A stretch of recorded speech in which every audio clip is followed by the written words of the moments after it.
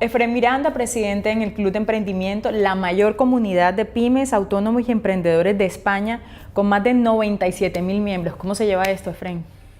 Pues maravillosamente. Hola, Dayana, encantado de saludarte. Pues maravillosamente bien. La verdad que es un orgullo pensar en que algo que salió un poco de la cabecita de unos cuantos de los que empezábamos con este proyecto y ahora se ha convertido en lo que se ha convertido. La verdad que con tantos seguidores, tanta gente interesada en uno, la verdad que se lleva genial y de una manera estamos muy orgullosos. Y lo más maravilloso es que también hace parte del claustro académico que compone la programación de la Estancia Internacional de Desarrollo Directivo, que nos va a acompañar en estas 2 semanas a todos los alumnos de CEREN. Y para iniciar, Efrén, me gustaría conocer para ti qué es el emprendimiento. Tú que lo has vivido en diferentes mercados, con diferentes perfiles, ¿qué es el emprendimiento realmente? Pues mira, el emprendimiento, bueno, si me permites, Dayana, decir que es un honor para mí pertenecer al claustro, la verdad que es un gusto compartir. Se lo decía ahora a los chicos que también para mí es muy interesante compartir con gente de tantos países porque también me aporta y me enriquece. Enriquece mucho. Perdón por el KitKat. ¿El emprendimiento qué es? El emprendimiento al final es llevar a cabo tu sueño. Al final es coger una idea, algo que sale de tu cabecita y transformarlo y llevarlo a cabo, llevarlo a la realidad. Que sea algo tangible, que sea algo que de verdad transforme tu ser y transforme tu entorno. Eso es el emprendimiento para mí. Ahora se está poniendo muy de moda como este término y estos perfiles. Pero yo creo que, o es lo que dicen, que no todo el mundo tiene el perfil para ser emprendedor. ¿Esto es verdad? ¿Es mentira? ¿Qué características debe tener el emprendedor? Pues mira, es muy interesante lo que comentas, absolutamente cierto. Es decir, ahora no se trata, parece casi que se habla de una moda, no sé si atreverme a llamarlo una moda, sí, pero sí es verdad que ahora parece que todos tenemos que ser emprendedores, ¿no? Y ni muchísimo menos, tiene que haber de todo en la sociedad, ¿no? Al final lo que es importante es que cada uno desarrolle aquello que le hace feliz.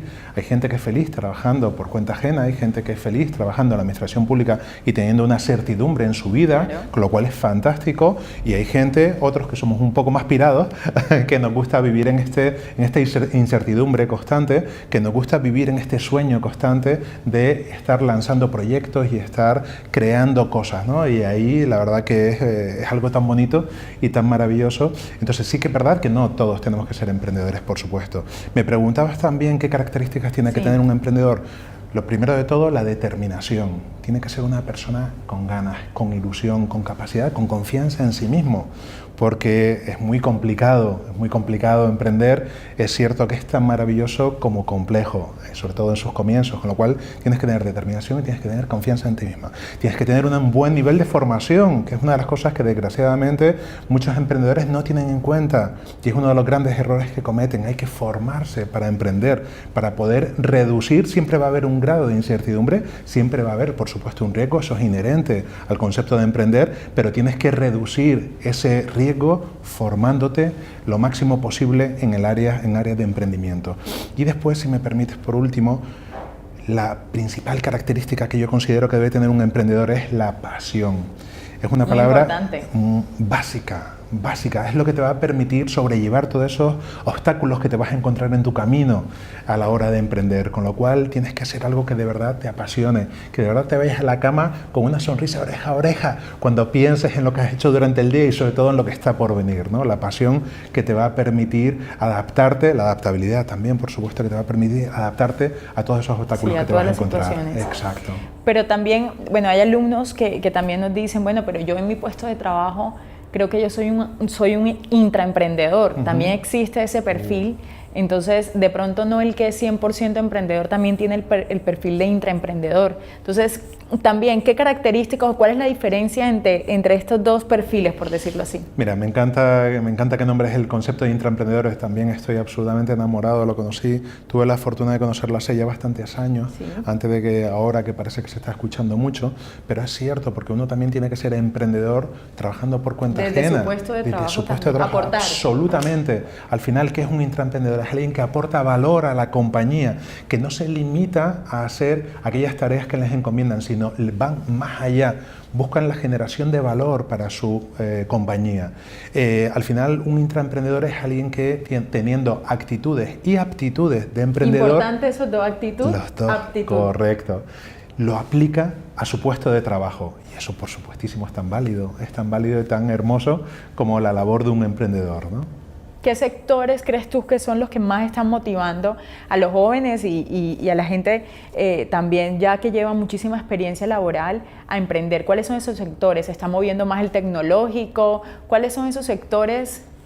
Mira, nosotros en el Club del Emprendimiento indudablemente nos encontramos, tenemos afortunadamente tanta gente, nos encontramos de todo, ¿no? De negocios tradicionales como pueden ser restaurantes, cafeterías, peluquerías, que también por supuesto se siguen abriendo y siempre, si Dios quiere, siempre habrá ese tipo de negocios, pero indudablemente ahora mismo el foco se está poniendo en aquellas empresas de base tecnológica, que además nos permiten, además una institución como SEREN, que es tan internacional, nos permite abrir una puerta al mundo, es decir, nos permite hacer negocios transnacionales de una manera muy económica, muy rápida, muy fácil. Entonces es cierto que ahora nos estamos encontrando, sobre todo en el sector de población más joven, nos estamos encontrando con un montón de proyectos de base tecnológica, ¿no? que son esos que te permiten abarcar proyectos transnacionales con unos costes muy reducidos y te permite hacer, la verdad que grandes esfuerzos en esta unión de nuestros pueblos latinoamericanos, porque al final SEREN un poco también en esa labor de unión, ¿no? La verdad que es súper lindo cuando estoy con los chicos ver gente de tantos países, de tantos orígenes. Ese networking, increíble, maravilloso. Llamado networking. Es maravilloso y todo lo que son empresas de base tecnológica te permite al final hacer un poco eso, ¿no?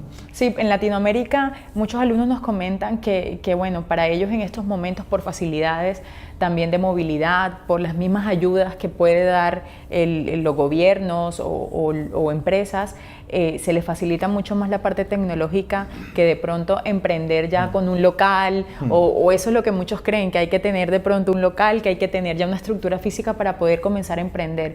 No, hay muchos alumnos que nos dicen, detrás de un ordenador ya yo estoy emprendiendo, ya yo desde mi casa estoy emprendiendo. Entonces, todo eso, también la parte tecnológica está ayudando ahora mismo. Sin duda, te permite unas economías de escala indudables, te permite unos ahorros de costes indudables y al final te permite llegar a un mercado enorme con muy poca inversión, ¿no? Porque al final, si vamos a los negocios tradicionales, una peluquería, un restaurante, como decíamos anteriormente, al final eso tienes que hacer una inversión importante y tienes que ver si has sido capaz de recuperarla. Un negocio por internet te permite reducir todos esos costes de puesta en marcha de un negocio, al mismo tiempo que te permite una escalabilidad grande, porque si abres un negocio tradicional en tu barrio, al final tu mercado es tu barrio. Si lo haces en internet, al final tu mercado es prácticamente todo el mundo, ¿no? Con lo Tú cual, que viajas tanto y conoces tanto, porque viajas un montón, ¿en qué momento de este proceso crees que está Latinoamérica en el emprendimiento? O sea, ¿a dónde vamos? ¿A dónde se está dirigiendo? ¿En qué fase crees que está? Si falta todavía mucho por desarrollar, ¿en qué momento está Latinoamérica con este concepto? Latinoamérica es un mundo emprendedor de por sí. Porque al final no tenemos que dejar de perder sus orígenes, ¿no? Pero yo creo que casi lo llevan en el ADN. A mí me encanta estar con gente de los países latinoamericanos porque la verdad que tienen muy metido dentro todo ese gen emprendedor.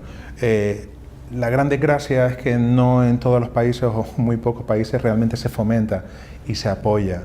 Es verdad que hay países que están muy avanzados en este tema, como puede ser Chile. Ahora México está empezando también a tomar una serie de medidas que están apoyando, pero todavía queda mucho camino por recorrer. Pero sí que es cierto que la semilla está, el pueblo latinoamericano es un pueblo muy emprendedor de por sí y eso es maravilloso, porque ya está ahí, lo tenemos en el ADN. Con lo cual, a pocos que nos ayuden, a pocos que hagan un poquito de labor de apoyo y de instrumentos, por supuesto, de apoyo al emprendedor, la labor del emprendedor va a eclosionar sin la menor duda. De hecho, yo creo que ya en cierta medida lo está haciendo. Desde las escuelas de negocio, lo que estamos intentando trabajar es como dices tú, colocarle esta ilusión, este sueño a los alumnos para que después que finalicen su formación con nosotros se atrevan, porque muchos, el gran temor es atreverse, dar ese primer paso. Y cuando comparte con nosotros, bueno, encuentros de la comunidad o que vienen a la estancia o por el chat, por los emails, lo que nos dicen es, me da un poco de miedo porque no sé a lo que me voy a enfrentar. ¿Cuál sería ese consejo para dar ese primer paso, tú que lo has dado tantas veces, porque muchos tienen miedo al fracaso? ¿Qué se les puede decir a esos alumnos que tienen miedo al fracaso? Mira, yo siempre cuento, a mí me encanta, cuando hablo de emprendimiento, me encanta hablar de las dos caras del emprendimiento. Yo desafortunadamente o afortunadamente ya he tenido dos grandes fracasos en mi carrera de emprendedor. He pasado momentos realmente muy complicados, pero te das cuenta que no pasa nada, que al final, si me apuras, es un aprendizaje, yo considero que desde que me han sucedido estas dos situaciones complejas, soy mejor persona y soy mejor profesional. No me cabe la menor duda.